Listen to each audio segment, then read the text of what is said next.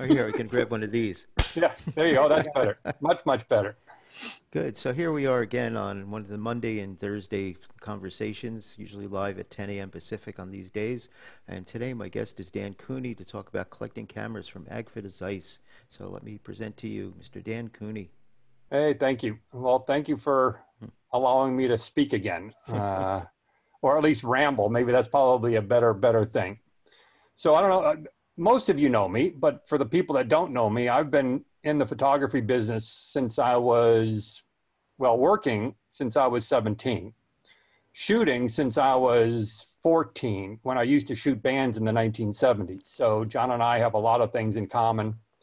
I was first published when I was 16, shooting bands for, like, Musician Magazine and Guitar Player and a lot of other magazines. Then I went to work at a camera store for 20 years, and that's really where my kind of passion for collecting took hold. I've been collecting cameras on and off since 1976, I'd say. I have probably hundreds and hundreds of cameras, and when I put on my iPhone camera, I'm going to give you a little tour of my office, and most of you will probably gasp and go running and screaming out. Who knows? I mean, my office is kind of my sanctuary. I'm kind of the not the founder, but I host camera collecting on Facebook. I've just started a camera collecting blog on my website. Up until April, I was fairly busy and very inactive as far as doing my website, which is dancuny.com, DANCUNY.com. Because I had a prior commitment to a company until April 1st, that ended. I guess that's so now I have a lot of time on my hands. Oh, But at 64, I just wanted to go out on my terms, but I didn't get to go out on my terms. So that's good. I mean, that's an interesting way of putting it. And now I'm putting more effort into selling cameras, which I've done since 1997 on eBay. My name is Clix, C-L-I-X. So if you ever look for photo items or you see me buying or selling, you know who I am. I sell for a lot of people. So if you have items that you want to sell, but you don't want to deal with eBay, I'm kind of a person that specializes in the photo market and doing that kind of stuff. So my background is in photography my whole life. And not only do I just collect cameras, but I also collect daguerreotypes, ambrotypes, panoramic images, glass negatives, photographic, advertising, anything photographic. I've got hundreds of little figurines that are camera related. So I've been anything camera related or photographic related, I'm in on. Let's put it that way. How about books? Books, I've got, oh my God, I've got hundreds and hundreds and hundreds of books on. I've probably got a very, very large collection on daguerreotypes. I probably have a couple of hundred books just on daguerreotypes itself. I have the Bible of all collecting cameras, and I've got every version of this. So I don't know if you guys can see the McCowan's Guide. So I'm sure all collectors have this, and this is really kind of the Holy Bible. And I've got all of those going back to Hank's got one too there. 1985, 1983. There's a lot of other books called Hove. There's the Blue Book on cameras. There's tons of other camera books. But then I also have a large collection of Nikon rangefinder books and Canon rangefinder books and Contax books and Zeiss books and Rollei books and, pretty much anything. So my wife calls me a hoarder. I call myself a collector. I think it's kind of a little bit of both. But I really, really, really enjoy collecting cameras. And I've amassed, I think, some pretty interesting cameras. Most of them are pretty usable. I mean, it just depends on what you want to do. So what do you consider the oddest camera you have? The oddest camera. Or the most unique? If something could be most unique. Well, I mean, probably one of the rarest that I have is the Super 620, the Kodak Super 620, which was the first camera that's actually the first one that I did on my camera collecting blog. There were probably about 720 made.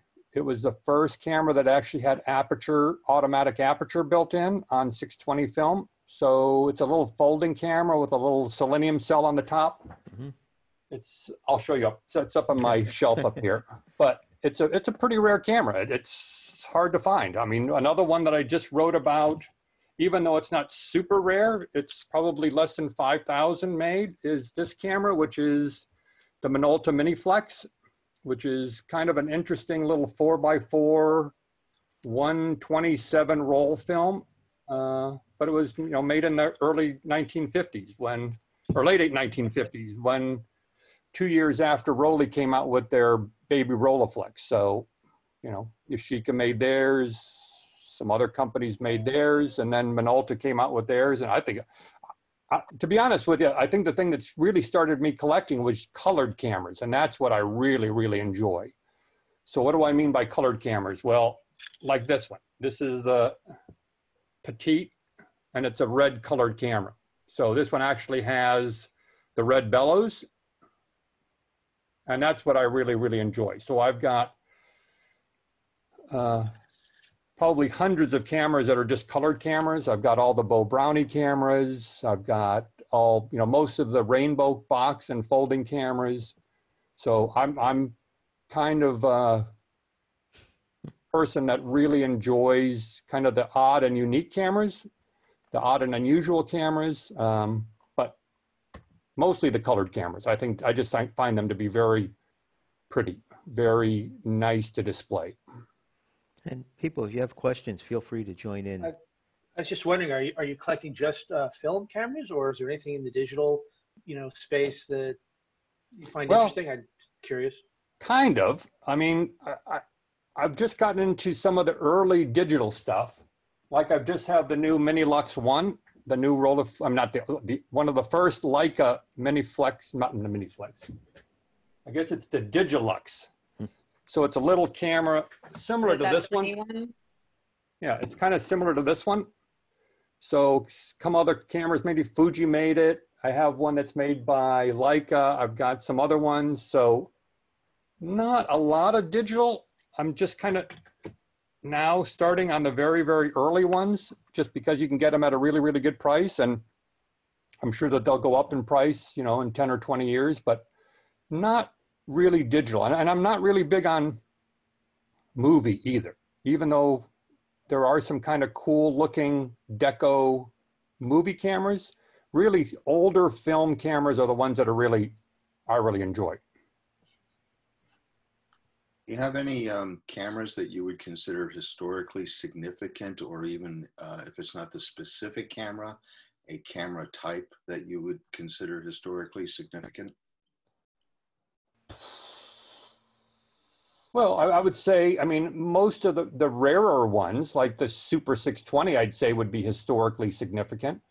I have, and I was glad that Ian's here because I know you're a Hasselblad fan. So I've got the Hasselblad 1600F and the 1000F here, which I'm going to show in a little bit.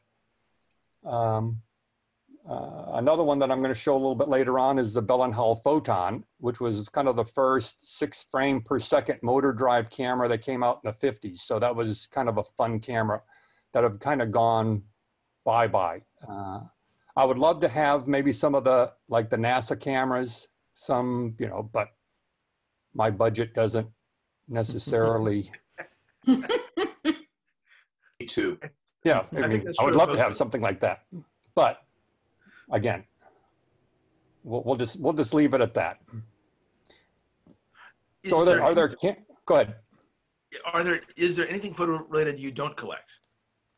So Mostly movie stuff I really don't collect, and and probably some of the regular Polaroid type stuff, like the square shooters and the zips. And I have the SX70, the original SX70. I have the original Swinger, which I think is kind of a cool little camera. I have the original 95A, which was the first folding Polaroid. I just spilled coffee. I'll be right back.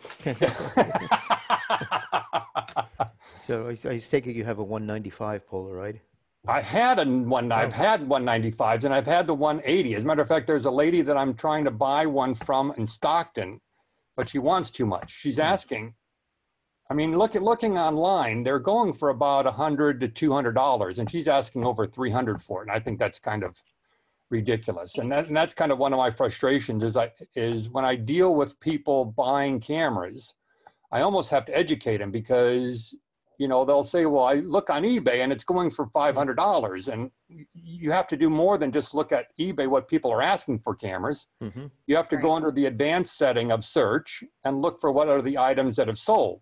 So that's how I always kind of price cameras. What I do is if somebody says I've got a Rainbow 1A red camera, I'll go to the eBay advanced search, which is just a little tab or a little button next to the regular search engine. You click on advanced and you can type in the product, and one of the little boxes underneath is sold items. And it gives you a list of all the items that have sold for that specific product. And it gives you a good price range of what the average is. I mean, you have to kind of throw out the high and the low and kind of go with the medium, and is how I look at it. Yeah. And the prices are always fluctuating. I mean, like the 195 was going for $500 and $600, you know, 5 and 6 years ago. Right, that's what I was going to say. The 195 used to be really desirable because you can plug in a sync cord, Yes, shutter exactly. speeds and aperture control. Yes, and actually use an external flash with it. I mean, like a studio flash, which was what they were used for. But then there's also Collectablend, the website Collectablend, which is good for researching camera values. yes, yeah, that tells you what have sold, condition-wise, things like that. Yes, thank you, Hank. I appreciate that. I kind of, the reason why I go more to eBay than Collectablend is from the standpoint that there's generally a little bit more traffic on eBay. So it's kind of giving me more of an average. I find Collectablend is more selective. I don't know, selective is, maybe it doesn't have the sparseness of the sales for that specific item. Maybe that's probably the easiest way of putting it. So what do you want to show us? come on, Jim. You got your 195, you got your 95.8? He might be digging it out of a box. So Dan, what do you want to Yeah, Right. so let me did somebody have a question? How do you manage all of this? Because I have nowhere near as many books as you do, and the one is always in a box. And I've chosen not to collect camera stuff because of the amount of space. I only have just a few. And it is a management issue. And so I'm a musician, you're a hoarder, because I have read about such things. The whole TV show called Hoarders. Yes, Yeah. yes. Well, it's so funny because my wife is a minimalist. So she'll walk into my office and she'll say, honey, you've got to do something about this. And I'll just say, honey, it's very simple. Just don't come in. Mhm. This is a familiar conversation. You have this the office, Dan. He wants the rest of the There's- house minimal. Well, no, Right. I've got a closet, but yeah. And I've got my studio 8x10 downstairs. My wife actually lets me put one of my large 8x10 with a studio stand downstairs. Double stand. Yes. Yeah. Yep. Good working boundaries are really important in relationships. This Yes. is my space. That's your space. Right, and that's kind of that's how I look at it. I'll show you in a few minutes my office, and hopefully you don't gasp too loud, but you probably will. Well, it's full of your stuff. It's full of stuff that you love. It should be full of stuff that you love. Yes, and exactly, and that's my wife. You know what? Since I got laid off in April, I come up here and I do a lot of stuff with images. I do a lot of stuff on my website. My wife says, "I don't understand what you're doing upstairs." I'm like, "I'm just doing stuff that I enjoy." You know. Yeah. Do you know the Japanese word Sudonko? It's Sounds- having too many books like you'll never read, but I consider Sudonko my life. I have too much of everything, but when someone needs something, I usually have it. That's, Yes. that's true, John. Yeah. Yeah. So let me Yeah. share my screen. All right, can you see it? Well designed. Yes. Yes. Okay, perfect. So I'm going to be limited by my cable. So this is part of my collection. So here is some of it. So those are my Univex cameras. There's my advertising clocks. Oh, nice. And I've got my Bo Brownies on the top. I've got my kind of rare Texas camera, which is kind of a fun camera. I've got all my Step Petites, my Coquette, a lot of my rainbow cameras. Another thing that I'm doing is kind of collecting colored cameras. Clear cameras. There, this one in the back, that's my Super 620. So that's that. Then I've got my Medalist and Signets and Panda. It's a little dart camera right here. There's my Boy Scout and Girl Scout Campfire Girl. That's a pretty rare camera. And then the English version, this one and this one are the English version of the Boy Scout and Girl Scout called the Boys Guide and Girls Guide. And then I've got, since I do a lot of shipping, those are my peanuts back there. Panoramic images. Oh, nice. 8x10 cameras. And a 4x5 camera that I'm taking apart and rebuilding. There's my dog sleeping in our bed. Here is where I shoot all my stuff for eBay. And then also this is where I do my copy work. So I do a lot of glass copy work, class negatives and regular negatives and slides. And then over here, there is some Edward Curtis print that I have. That's actually a Christmas card that he did. And then I have, you probably can't see it, but my Nikons, Canons, motor drives, some of the books. That's kind of some of the stuff there. And then just all the stuff that I have on my desk. Dan, I have a question for you. Yes. How do you keep this stuff dust free, or do you?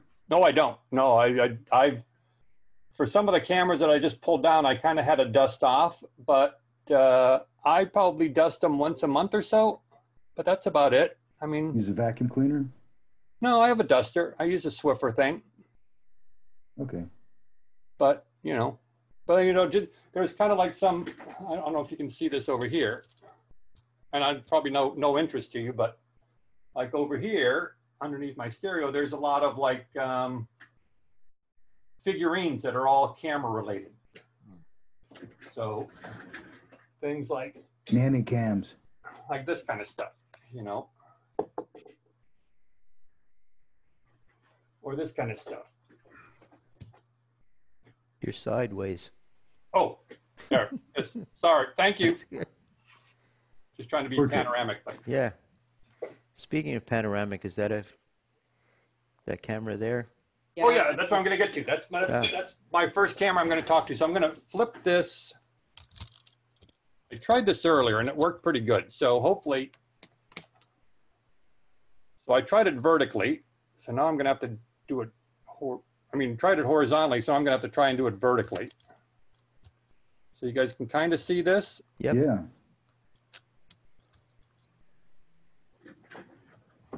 There you All are. right. So this is a camera that I really, really enjoyed using. As a matter of fact, if you look on my website, I wrote about this one.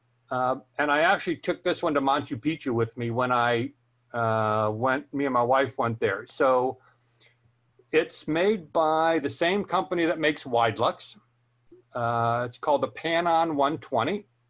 If you look at the top of the camera, it shows you the diagram of the angle of coverage. You get 6 exposures on a roll of 120. And you have this little pop-up viewfinder. You would look how you operate it. It's kind of, first of all, I put film in here because I'm going to shoot with it later on. But the loading is very, very convoluted. It's very, put the roll in here, roll it around this wheel and then back around. And then because it's how the lens works is it's a swinging lens so that the film plane is concave too. So it actually has a concaved film plane. So you have to wrap it around this concaved area, then back around and load it onto the take-up spool. So it's literally takes me 2 minutes, 3 minutes to load a roll of film. And then inevitably I put the film holder in backwards so the base plate doesn't fit back on it. So then I have to flip it over, put it in the right way to where everything fits properly. But how it works is you just have 3 shutter speeds. You have, I think it's half, 50, and 200. So it's on this dial right here. So you just set your shutter speed. There's your lens. So you just pull the lens over, and now it's in half, so it moves very, very slowly until you hear the click. And then when you take the picture, you have to wind it. So hopefully it's going to work for me.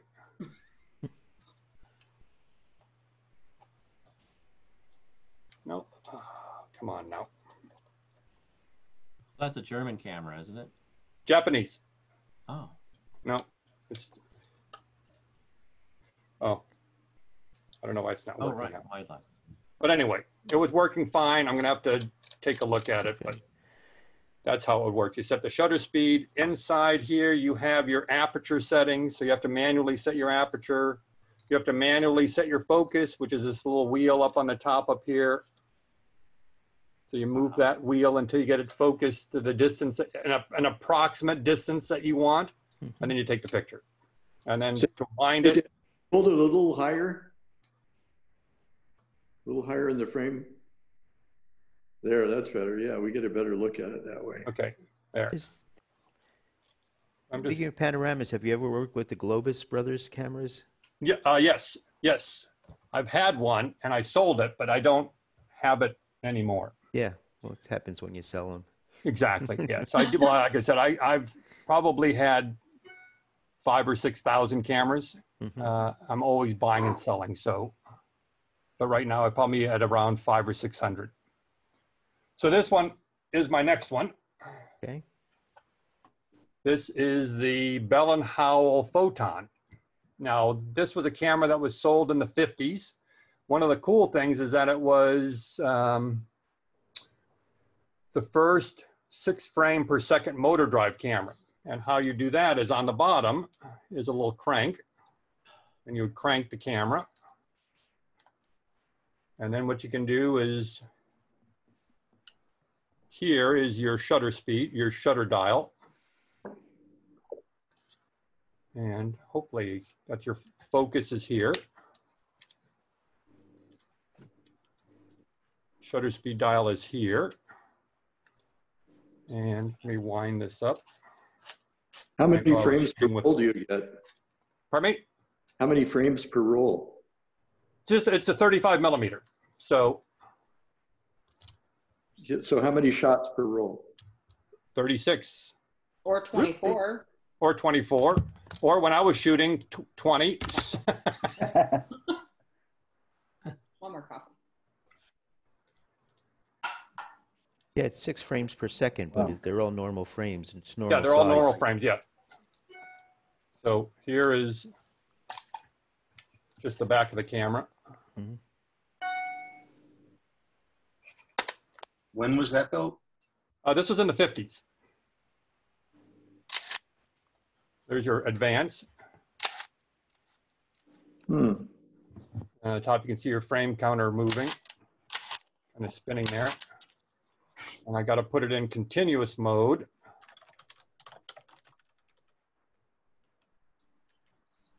And it will go up to 6 frames a second.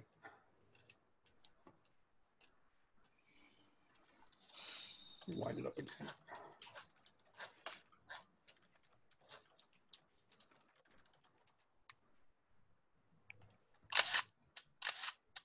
So where is this? There we go. Oh, wow. Nice. Love it. That's great. And then you can see as it winds down, it goes a little bit slower. And you're getting pictures of all of us now. Yeah, exactly, yes. On my roll of 36 film that I have. So that's another fun camera. And it's a pretty rare camera. You don't find a Photon anymore. The next one, Ian is going to hopefully like this one. This is the first sellable Hasselblad. This was actually the first one sold to the consumers. It was the 1600F. So they came out with the 1600F in 1948, and then they refined it to make it the 1000F, which is right here. So they primarily came with the Ektar lens. Mine are with Zeiss lenses, but it's a very, very mechanical, very kind of state of the art at the first time. I mean, it has a mechanical aperture, so you have to actually stop down each time. The cool thing is it does have it's just like any other Hasselblad that you would buy now. Other than you have to manually stop it down, the focusing is a little bit different. But you know, it's just like a regular Hasselblad that you would buy now. It's just that it was, you know, it's 60 years old at this point. The shutter curtain is kind of like the Kievs at this time. So they're not the cloth type shutter. They're actually a metal type shutter. But they do take all the same backs. Lenses are a little bit different. And this one is actually a good working version of it. What's it worth? What's it worth? What are you willing to pay me for it? No, I have enough cameras of my own too, but I mean, they're kind of a rarer bird. They probably go in the, I mean, a 500C now is $800 to $1,000. This is probably $1,500 to $2,000. wow. And then they came out with the later version. What they did is they made the improvement up to, they made a lot of mechanical upgrades, but this one actually shoots 1600 at a 1600th of a second, and the 1000F shoots at 1,000th of a second. Wow. Same lenses, same kind of weird flash setting that you have to set the distance on your flash so it angles out differently. Same old back, you know, the 120 backs. This one too has the same metal shutter, but it's black now instead of chrome colored. So these are kind of the fun stuff. I really like having kind of the first cameras that came out. I also have, hold on, I'll get this one, even though it's not a very good version of it.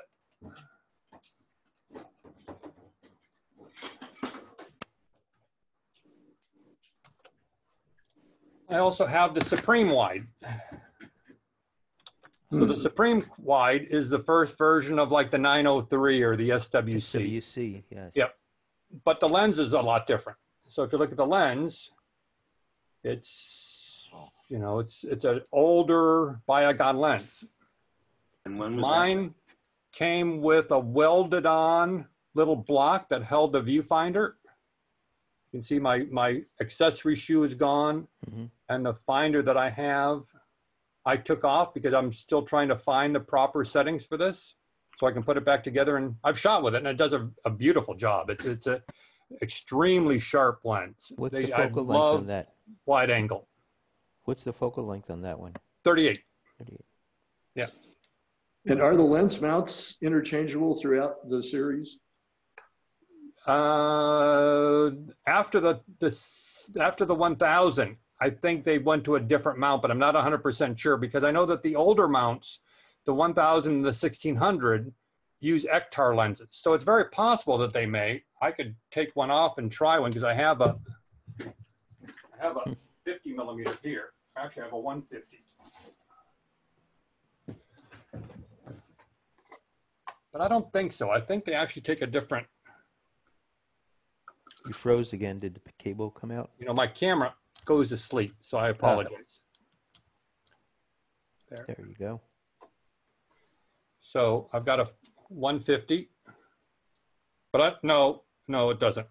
Totally different. So if you look at the mounting system on here, and this is how it mounts. So it actually has kind of like a threaded mount to it. Even though a bayonet's on, it's totally different than the newer systems, which have this. So the 1000 and 1600 have a totally different mount.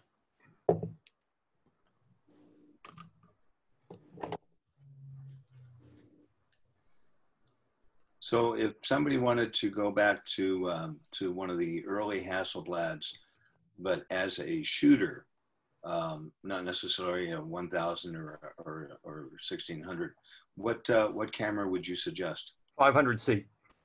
So after the 1000 and then the 1600, then they came out with the 500C. Then they came out with the CM, which was basically the 500C, but had the motor drive capability. So the 500C, or the 500C had the newer style lenses. And I just sold one of those recently. So after the 500, then you go with the 500 CM, the 500 ELMs, the ELs, ELXs, things like that. Going through this film withdrawals thing I go through about every few months, and it's like I woke up this morning thinking about it. But the old backs work on it. So that's the nice thing about the older 1600s is I can actually put on my Supreme Wide the newer backs and they work fine. So the backs are everything same, just the lenses are different. So then I've got some kind of odd things here. So one of the things that I still like to collect are, and you saw, are clear cameras. So this is a Pentax 110, but it was kind of a camera store sample because it's all clear. It's clear plastic. Everything works. The shutter works. You can put film in it. You can shoot with it. It takes all the interchangeable lenses, but they have a clear acrylic body on it. So I have 5 or 6, I don't have 5 or 6 Pentax 110s. I have 5 or 6 clear cameras, which I showed you when I was scanning around up there. The next one is, I also like I said, I like to collect sorts of weird camera things. So this is actually a cigarette lighter. But it does allow me to, keep within the camera realm. It's called the Wonderlight. So it's one that would actually sit on the top of your coffee table and allow you to light people's cigarettes when people were smoking. So that's kind of the stuff that I like to collect. These are kind of the odd and unusual things. So the next week's camera that I'm going to talk about is probably one of the earlier cameras that I have, which is called the Combi. So the Combi was made in 1892 is when the people were thinking about it. It was actually manufactured in about 1895. And this is the first camera that Kodak allowed roll film to be purchased, or that they made roll film purchase for this camera. So it's kind of a rarity from the standpoint that it's made in Chicago. It's not only a camera, but it's also a viewer. So what you would do is you would actually, on the side here, it says loaded. So you would take this off. The back comes off.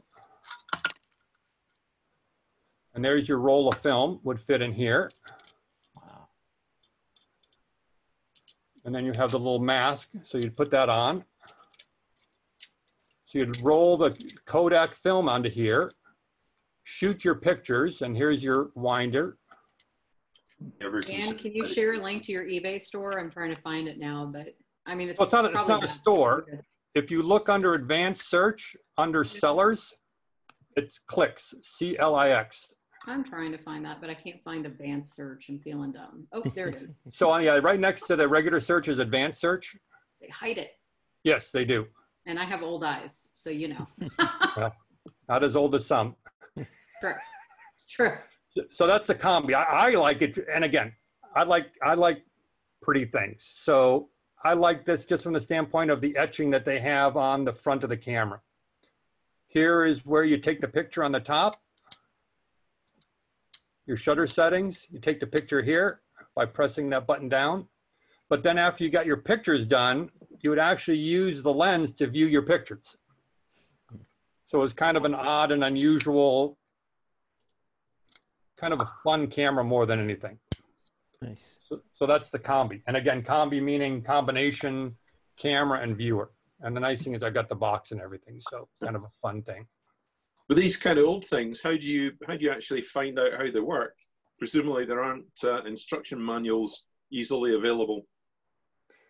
I do a lot of, well, it's funny because you can actually do Google searches on a lot of this stuff, and it does go over how a lot of these operate. So yeah, I mean, you can get, I can find owner's manuals for most of the stuff that I have, like the Bell & Howell Photon I have, the Panon I have.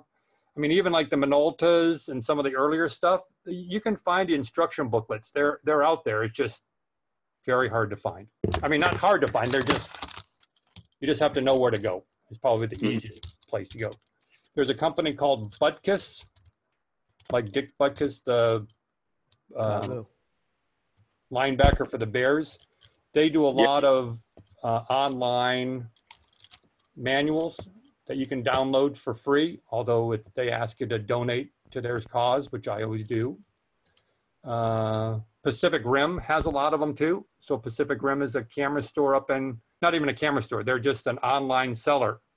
I believe they're in Salem, Oregon, and they do have a lot of books as well, instruction books. Yeah, that's where I go for my Rolly instructions. It's good to know how these things work rather than breaking them. Yes. There's nothing more frustrating than getting a camera and just even wondering how do you open it. I mean, there's some of these cameras are just so odd and unusual that it's very, very difficult to do so. Like this one. This is one that that I had spent time trying to find it. So this is what's called a pedal. So it's basically the size of a quarter. Wow. So it's a little sub-miniature camera. There's your viewer up here. I'm sorry. Oh my God, holy moly. John and Kate know that I'm an idiot, so. You're not an idiot. Please put up with this shenanigans here. You are not an idiot, shut up. So here's the shutter release right here. There's a little viewer. So this is one that I looked at and I'm like, how in the heck? So on the side here is where you set the shutter, set the images. Now move back to where it's hopefully get in focus. But there's a little ring that you turn. And that allows you to change to your different pictures. And I'm thinking, how in the heck does this thing open? I'm trying to pull the ring. I'm trying to do other things when all you have to do, until I looked online and somebody had a manual for it, is unthread the back. Now, I would have been doing this for days.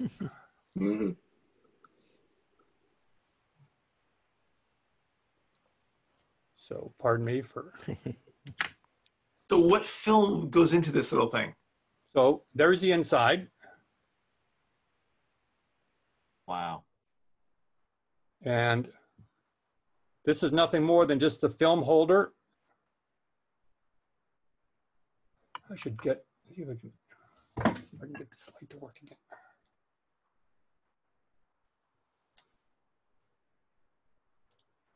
There we go. There, see? So that's just a little insert. There's the inside of the camera. So it took a little disc film.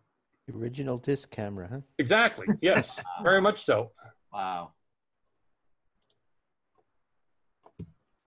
Very neat. Must be. And you put it back together again. You would set your pictures. And the nice thing, and the one that I'm looking for now, but I'm a cheapskate, so I don't want to spend a lot on it, is they make a kind of a stop sign hexagonal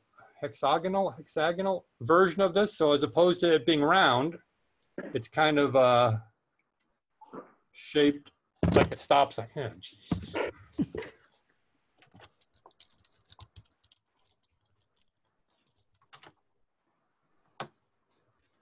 So here. So that's it.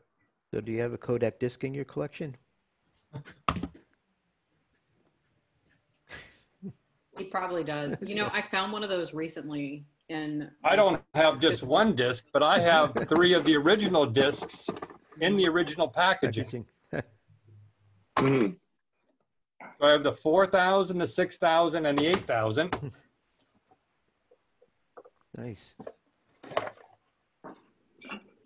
All the original. If you want to buy them, let me know. I'm trying to get rid of them. Let's see what else we can. Anybody have a camera that they'd like to know about? I have a. Go ahead. I have a Kodak Dakar 616 camera. Yes, it's a little folding camera, correct? Yeah. They're pretty common. Uh-huh. And they're very simple. I mean, they're just a very simple camera because they have, generally they have just a couple of settings. They have like 1 or 2 shutter speeds. I think it's just Instamatic and B, and that's basically it. No, it's there's a lot of the Dakar is a shutter system that Kodak made, and that's kind of it depends on which folding camera you have. I don't know if you have like the Pocket 1 or the Pocket 2 or the Pocket 3, but they're not. I mean, they're a fairly common camera. Well, mine has a full range of shutter speeds and apertures, and manual focus, of course. So manual meaning like a zone focus. You set a specific distance? Yeah. Yeah, there were some that actually had, some of the folding cameras actually had a built-in rangefinder, which was pretty rare at the time. And those are kind of hard to find. Mm. And I take it the one that you have is a Black Bellows version? Black Bellows, did you say? Yes. Yeah, it's black. And it's, the shutter got sticky. I can still use it on the B setting. Yes. Maybe it has T and B, and so I can still use it for time exposures, but I was unable to use it for, you know, daytime photography once the shutter got sticky. And yeah. I always meant to take it to Willie Meyer in North Beach in San Francisco and get him to fix it, but of course that's long gone. Willie's been dead for many years, and I think he closed his shop well before he actually passed away. Yes. A lot of times there's just a retaining screw on the back of the camera that you can undo, and a lot of times if you just if you get some jeweler's screwdrivers, you can just undo the back, and sometimes lighter fluid will ungum some of the things. So you may want to just try that. I've got several rolls of film in the freezer. The Kodacolor is useless, of course. I think it's a different process than they're using now, but the Verichrome pan. That's great film. Yes, it could be processed quite easily. And I have reels. Wow. Maybe I just need to send you a 1/16 camera. Oh, I have a 1/16 box camera. No, the Dakar is a 6/16. 6/16. Okay. Yes. Yeah. Yeah. They're probably similar to.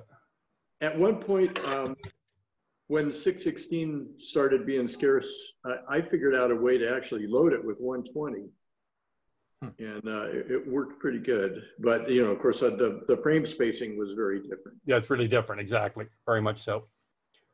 So the last one I'm talking about is the Gemflex.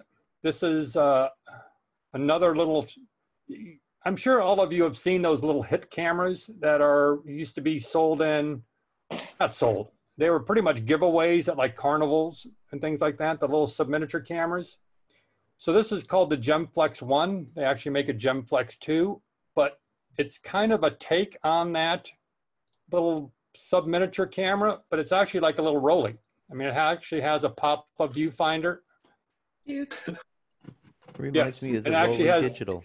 Has shutter speeds and apertures, so you can actually, you know, shoot with it. Wow. This is probably a $200 or $300 camera because it's a pretty rare one. Saying it reminds me of the Rolly Digital. Yeah. Yes, exactly. Which I have the little Leica one down here. And then I also have some of these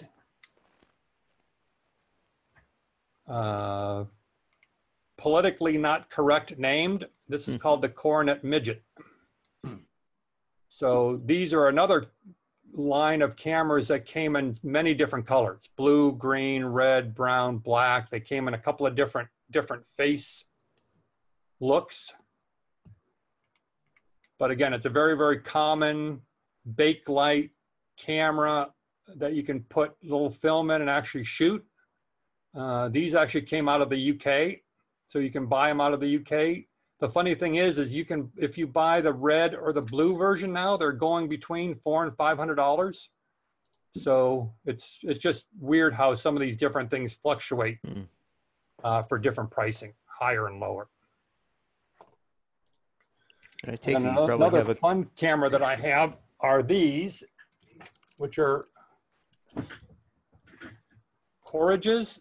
So I have 3 of these. These were little 110 cameras, but they're out of France because they have different designs on them. But they're little disc cameras. Do you also do toy cameras? Oh God! Oh my God! Yes. Holy moly! Yes. As a matter of fact, I was just looking at one right here. So funny face cameras. I've got. Do you have a Snoopy camera? Oh God! Yes. Yes. I've got a Snoopy camera in the box. Do you? Yep. I've got a couple of Mickey Maddox. I've got Charlie the Tuna cameras. I've got. When's your birthday, Kate? Yeah. It passed, but you know, there's a pandemic, so you know, we could celebrate birthdays every day, right? Right. Oh, and then weird stuff like these. I've got bags of. Oh, nice. I have a few of those. Do you remember what the colors were? The green was Tri-X. Tri-X, yep. Plus X. Kodachrome or Kodachrome was the red. Ektachrome was the blue. Blue. That's what I mean. Yeah, I've got. I mean, and then I've got. That's what I mean. I've got this disease. Then I've got. This is called Leica camera. Oh yeah. My wood camera. Oh, cute. Nice. So on the top, it's Leica camera. Like a camera. It's not a real camera. It's Leica camera. Yeah, there's my Leica. Yeah. And then when me and my wife went to Italy, we went to the Murano glass factory, and they actually made a little Murano glass photographer. Nice. Cute. Kind of a bad looking camera, but you know, I couldn't pass it up. But yeah, when you're talking about toy cameras, here's kind of a one that looks like a jet. Oh wow. That's fun. Can you hold it higher? Hank, were you the one with the French fry cam, or was that Jana? I gave that camera to Jana. Okay. Yeah. That's a good camera. I like the French fry one. Yeah. Yeah, I've got a soccer ball. I've got many of the like can cameras. Here's another one that was another airplane camera, British Airways. Oh, fun. Nice. That's so cute. So you open the lens by moving the tail back and forth. Oh, wow. Wow. So that's, I mean, I'm down to coffee mugs. Do you do them as well? let's see. I've got like this. Oh yeah. Funny you should say that. I've got all like the, I mean, like I said, here's the McDonald's cup, but he's holding a camera. So. How fun. Yeah, I thought you must have some spy cameras in there too. Oh, yep. As a matter of fact.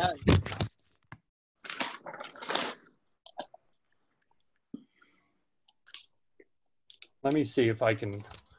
You know, like the cuff link.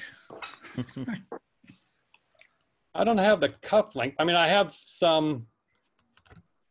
I'm just going to hold it. I'm not going to do this. But here I have my Minoxes.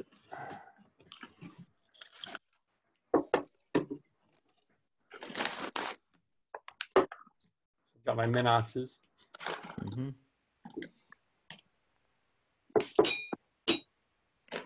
Oh, that's what I mean. I'm kind of obsessed. And anything with a camera. I mean, even like salt and pepper shakers. I have camera flash drives. Do you have any of those? Yes. Yes. As a matter of fact, I even have since I worked at ProPhoto, I have a ProPhoto Pro 8 flash drive. Wasn't there like a B10 Pro? Yes. Or, No, it was a D1. A D1. Okay. Yeah, I have those too. I have a bunch of the Fuji ones. So I have like an XH1 and an XT2 or 3. And I have Instax flash drives. There. You mentioned can cameras. Do you have one of these? Oh yeah. I do have one of those. Nice. And didn't Kelly Lyles give that to you from No, I bought this one in Cuba. Cuba. So Dan, Yes. what do you know about an Ansco Pronto? Fairly inexpensive zone focus camera. Probably in $50 to $80 range. It's a nice little camera.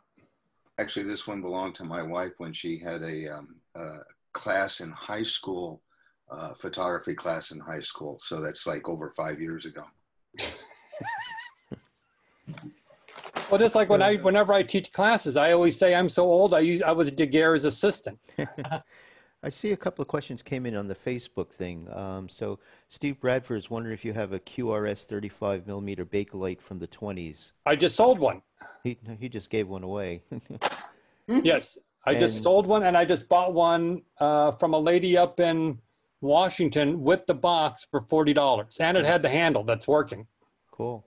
The QRS camera, the weird part about that camera is the handle is always broken. Always. And Charlie Gibson is asking if you have any general tips about purchasing cameras and lenses on eBay or any precautions. Oh, that's a good one. I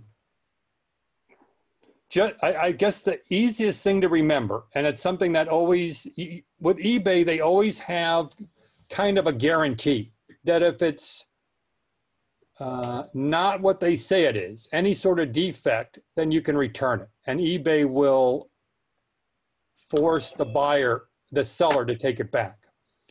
So I was just dealing with one of that happened. Try and find people that offer the return, because eBay generally has to give you if you can either do a no return or a return type sale on eBay. If you do a no return, if there's any sort of defect that they were hiding, then eBay offers a guarantee that will make them take it back. So that's generally how I tell people to do it. But generally, if you have a return, then you use it try it out within a short period of time, and you're good to go. Cool.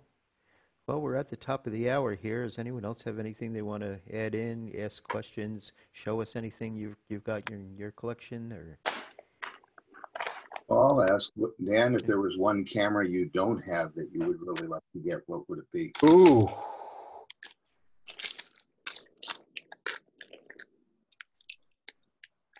That's a very good question. And it's funny because it's changed so much over the last few years. Over the last 5 years, I've bought a lot of the cameras that I've really, really wanted. I think what it would be probably one of the gray Leicas. I really like those. I think those are, and again, it comes down to the color. This one, which is a Luftwaffe robot, which is kind of an interesting camera. So, I've always wanted one of these. I thought it was kind of cool. And it's not that I, romanticize the Nazi party or anything, but I just think that the gray Leicas that were during World War II are kind of an interesting camera that I'd like to have. And it has nothing to do with Nazism. It just has to do with the rarity of the camera. There's like a Monte Desari Leica version.